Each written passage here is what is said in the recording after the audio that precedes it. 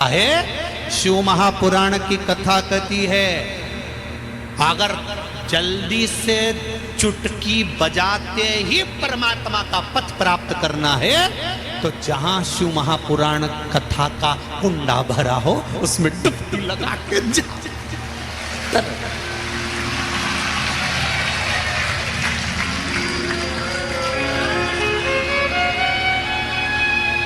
कुंड भरा हुआ है।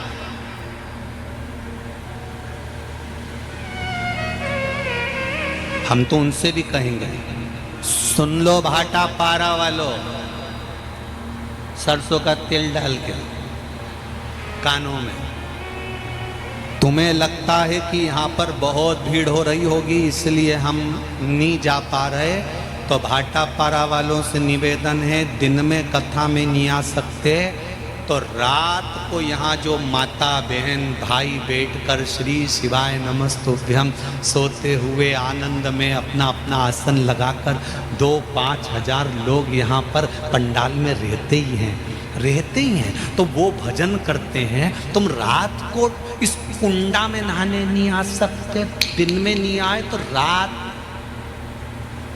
डुबकी लगा चलो।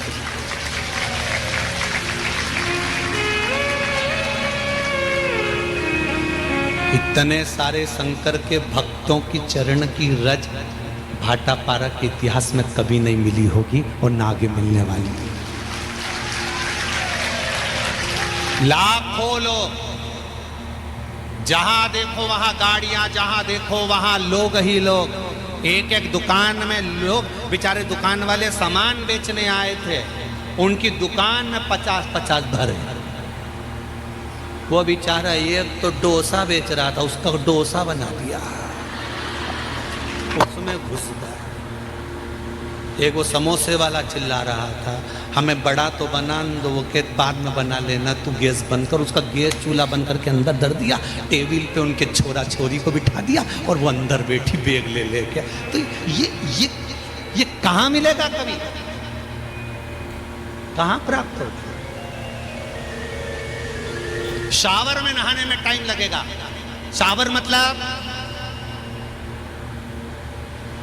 तप, शावर मतलब तप में भगवान मिलने में टाइम लगेगा। डब्बे से नहाना मतलब मंदिर जाओ, यहाँ जाओ, वहाँ जाओ, सब दूर जाके नहाओ, उसमें भी तरने में टाइम लगेगा। पर तालाब में कूद कर बाहर जाने में टाइम नहीं लगेगा। शिव महापुराण का एक डुबकी लगाई और बाहर, शिव महापुराण की एक डुबकी लगाई और बाहर, कथा सुनी। चल, पार्वती जी कर रही है, मैं अकेली।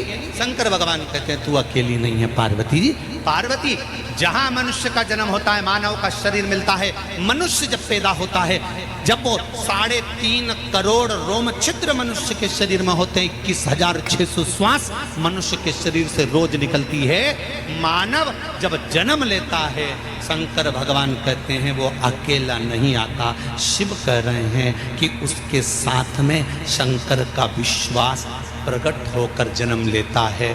अगर मनुष्य सोचता है कि मैं अकेला हूं तो वो समझ नहीं पाता कि भगवान उसके साथ है। जब भी कोई कर्म करने मनुष्य जाए और मुझे याद कर ले तो वो अकेला नहीं रहता, मैं उसके साथ चलता रहता हूं हर पल, हर घड़ी, हर क्षण।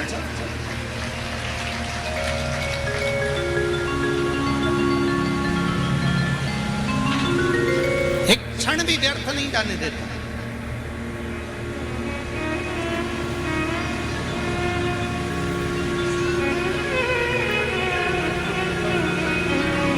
महाराज, पार्वती जी बोली मैं अकेली रहूंगी। शंकर भगवान बोले अकेली नहीं पार्वती, अकेली नहीं हो।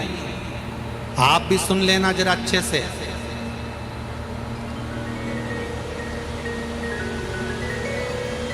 सामूहिक रूप से किया गया भजन, सामूहिक रूप से किया गया कीर्तन, सामूहिक रूप से किया गया स्मरण, ना जाने कितने कितने पापी जीवों को तार देता है, पापी जीवों को तार देता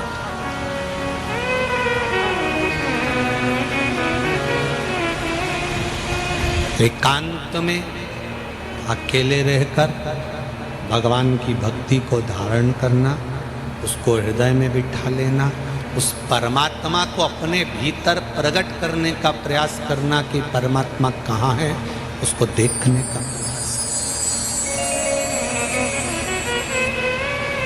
शंभु शरणे पड़ी मांगूं घड़ी रे घड़ी, दुख काबू दया करी निदर्शन।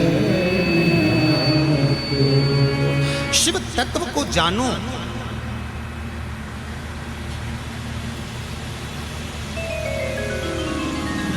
शंकर भगवान को पहचानने का एक दृष्टि, एक नयन, एक नेत्र चाहिए।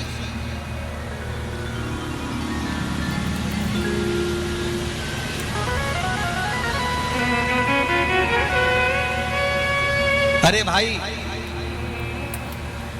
दांत दुखते हैं तो दांत के डॉक्टर के पास जाना पड़ता है, बोलो सही है। आंखें खराब हुई तो बोलते जाओ, आंख के डॉक्टर के पास।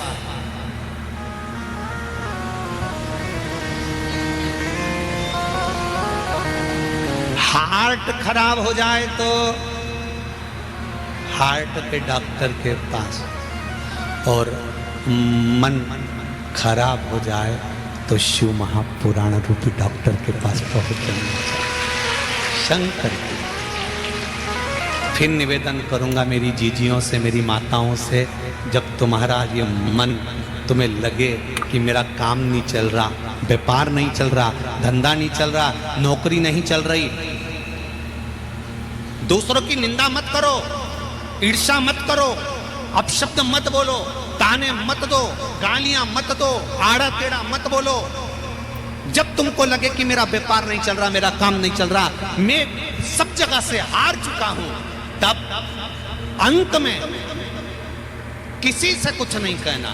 जो तुम्हारे नजदीक में शंकर जी का मंदिर हो, उस मंदिर में थोड़ी देर जाकर शंकर भगवान के शिवलिंग का दर्शन करो, नंदी की पीठ पर हाथ रखकर उसके कानों में कह कर आ जाना, बाबा से कह दे मेरे दुख काट दे, बहुत दुखी हूं मैं, एक बार तो के नंदी मेरे दुख को काट दे, उसके कानों में कह कर आ जाओ। अब दिल से कहो तो उसको।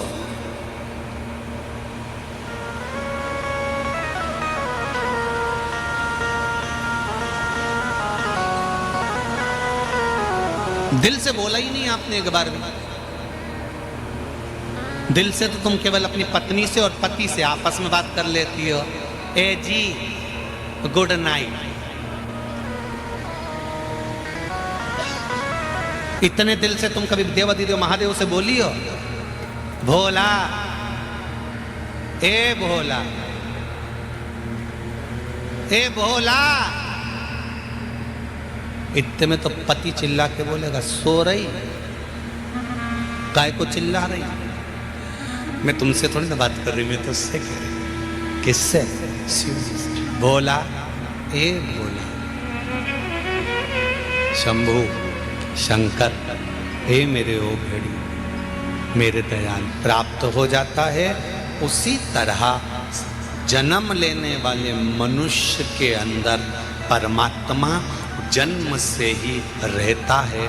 थोड़ा सा शिव महापुराण की मथनी से मथा जाता है तो वो निकल कर बाहर आ जाता है कि शिव है। उसको पहचान के नेत्र मिल जाते हैं कि भगवान शंकर है, भगवान शिव है। ये पहचान के नेत्र प्राप्त हो जाते हैं, ये पहचान प्राप्त हो जाती है कि भगवान शंकर है। अच्छा, पहले भी आप लोग शंकर जी के मंदिर जाते थे, बोलो सही है कि गलत है?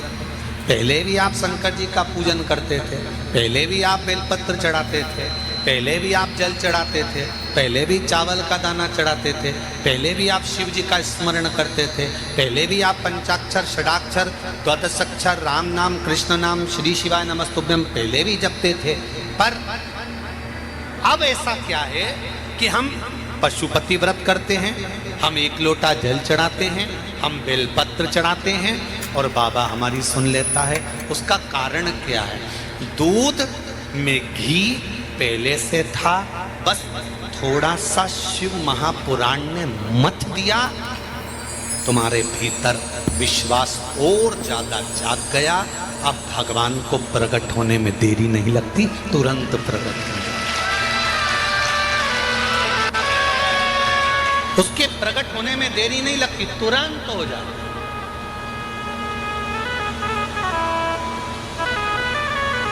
ये नवयुवक बेटे बेटियां, ये बहुएं, ये बेटे, ये बच्चे, जो ये पूरे पंडाल में जितने लोग बैठे हैं, इसमें बुढ़ा बुढ़ी तो कम है।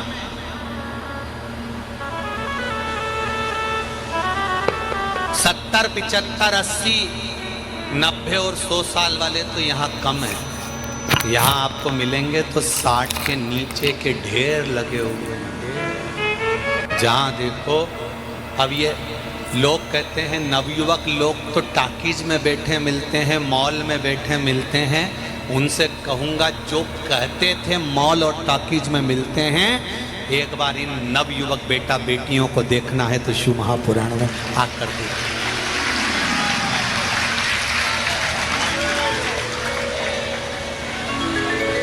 बदला है मेरा राष्ट्र। जो सनातन धर्म को लोग खींचकर बीच में से तोड़ना चाहते थे, जो सनातन धर्म को लोगों ने बर्बाद करने का विचार कर लिया था, शिव महापुराण ने उस सनातन धर्म को फिर जोड़ दिया, पुनः वापिस स्थापित कर दिया। कितनी खुशी होती होगी, जरा देखिए। टीवी का एक एक चैनल खोलकर देखना, हर चैनल पे शिव पुराण सुनने को मिल रही होगी। एक एक गांव में जाकर देख लो, जो पंडित जी वास्ता मिलेगा अखबार खोलोगे और शिव पुराण मिलेगी। कभी सोचा था, कभी जिंदगी में विचार करा था कि एक लोटा जल चढ़ाने से क्या शंकर जी राजी हो जाए? एक लोटे जल से क्या शिव प्रसन्न हो सकते हैं?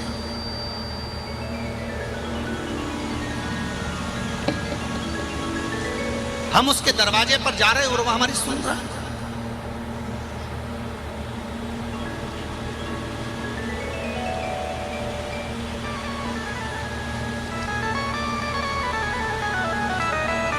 कल हम आशीष से कह रहे थे, आशीष, कि कुबेरेश्वर धाम 12 ज्योतिर्लिंग के बीच में बाबा ने अपने आप बनवाया। तो हमने आशीष से कहा, आशीष एक बात तो है, कुबेरेश्वर धाम की कुछ भूमि की महत्वता तो है, जहाँ का कंकर शंकर है, जहाँ लोग जाते हैं दिल से कहते हैं और लोग का मन आनंद में भर जाता है। हर जगह से 1% तो बढ़कर कुबेरेश्वर धाम का फल है। जब हम बैठे बैठे अंदाजा लगा रहे थे तो किसी भाई ने भेजा नेट पे सर्च कर कि कुबेरेश्वर धाम से उज्जैन की दूरी, कुबेरेश्वर धाम से ओमकारेश्वर की दूरी, कुबेरेश्वर धाम से काशी की दूरी एक बढ़कर ही मिली। कुबेरेश्वर धाम से उज्जैन जाओ तो 151 किलोमीटर है। कुबेरेश्वर धाम से ओमकारेश्वर जाओ तो 211 किलोमीटर है। कुबेरेश्वर धाम से काशी जाओ तो 821 किलोमीटर है। जिस 12 ज्योतिर्लिंग में कुबेरेश्वर धाम से हम खड़े होकर माप निकालते हैं तो जीरो नहीं आता है, एक बढ़कर ही आता है। या तो 151 मिलेगा, 121 मिलेगा, 111 मिलेगा, 151 मिलेगा, पर जीरो नहीं आता। कुबेरेश्वर धाम से जहां जा रहे हैं 12 ज्योतिर्लिंग पर, वहां एक बढ़कर एक बढ़ जाएगा।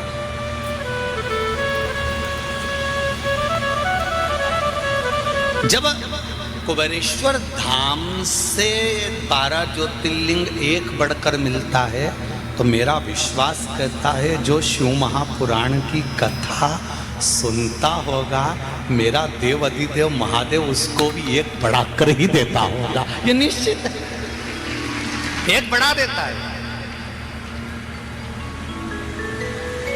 और हमने देखा इंदौर में बढ़ बढ़ के मिला, उनने पशुपति व्रत करे थे एक बच्चे के लिए।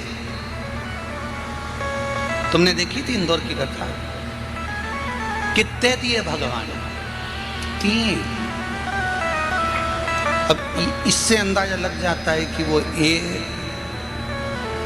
बड़ा करते। इसलिए तुमसे भी निवेदन है, घर मांगना भोलेनाथ जी से तो कहना एक देना प्रभु, भगवान एक अपनी तरफ से जोड़ के दे ले जाओ, दे जाओ।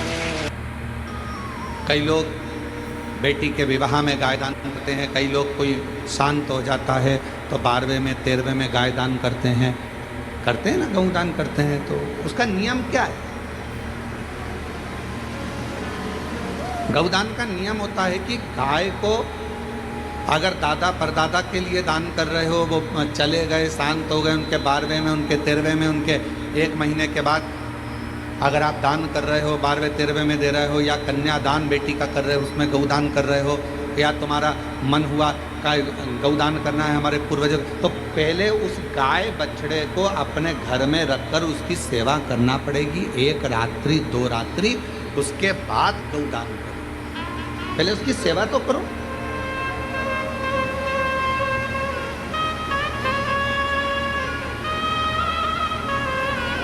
आपने तो डायरेक्ट फोन कर कर कह दिया गाय लिया ना, दान करना है। पंडित जी ने संकल्प छुड़ाया, गाय दरवाजे पर आई और 1 मिनट में संकल्प छूटा। पंडित जी से कहा ले जाओ गाय, लेके जाओ जल्दी से, गाय बछड़ा लेकर जाओ। पंडित जी गाय बछड़ा लेकर चले, डीले कम करो, गाय बछड़ा पंडित जी लेकर चले। ये श्रेष्ठता नहीं। तुलसा जी का पौधा घर में रखकर उसको पोषित कर कर बड़ा कर कर फिर शालिग्राम भगवान से विवाह कर कर फिर दिया। बेलपत्र का पौधा पहले बड़ा कर कर अपने घर में थोड़ा सा, नहीं ज़्यादा रख सकते तो 8 दिन 7 दिन 5 दिन 15 दिन 20 दिन 1 महीना 2 महीना 4 महीना 6 महीना जितना आप रख सकते हो रखकर फिर किसी जगह पर लगा। क्यों? क्या जरूरत है गुरुजी अपने घर में पौधे को रखकर फिर दान करना, अपने घर में पौधे को रखकर फिर कहीं लगवाना, अपने घर में पौधे को पहले परवरिश कर कर फिर कहीं उसको लगवाना? कारण क्या पड़ता है?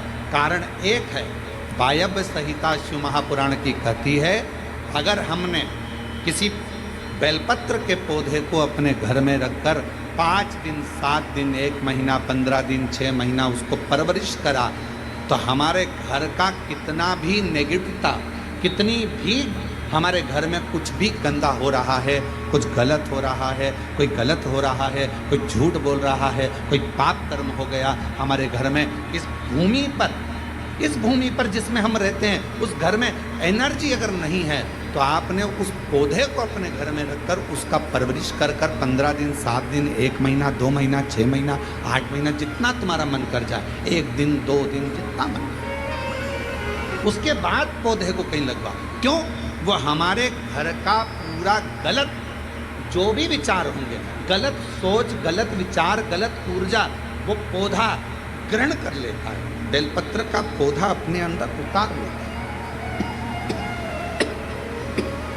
और बाद में फिर वो बेलपत्र के पौधे को हम ले जाकर कहीं रोपित कर देते हैं तो उसकी ऊर्जा हमारे घर पर हमेशा हमेशा। कैसे? इसके सत्य प्रमाण क्या हो सकता है? तो सत्य प्रमाण का स्मरण करिएगा। एक गाय को 5 दिन, 7 दिन, 9 दिन, 15 दिन अपने दरवाजे से रोटी दीजिए। 9 दिन रोज रोटी दो, 10वें दिन गाय तुम्हारे दरवाजे पर आकर खड़ी हो जाएगी। बोलो खड़ी होगी कि नहीं होगी? जम के तो बोलो, खड़ी होगी ना।